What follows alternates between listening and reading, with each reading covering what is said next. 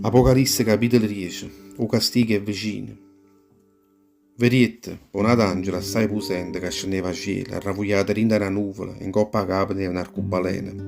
Teneva faccia sua lucente, come il sole, e cosce sue erano come colonne di fuoco.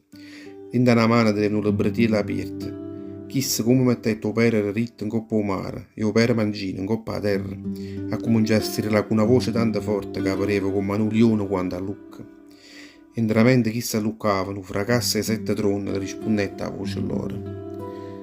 Dopo che le sette tronne l'avevano fatta sentire a voce loro, io stavo per mi mettere a scrivere. Quando andrà satta sentite una voce a cielo che mi diceva: mettete sotto una sigilla tutte quelle che hanno ritte e che le sette tronne e non lo scrivere perché a Roma ne hanno scusa.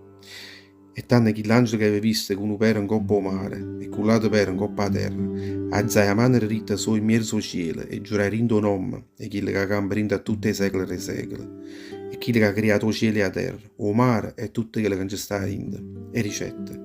Non passerà parecchio tempo ancora. E quando chi lo sette angelo suonerà a Roma, tanto si accompirà chi lo progetto che dietro ne vanno scusa, come aveva promesso a tutti i profeti suoi, che pregavano e lezionavano la gente rindo il nome suo. O le briciole piccirille.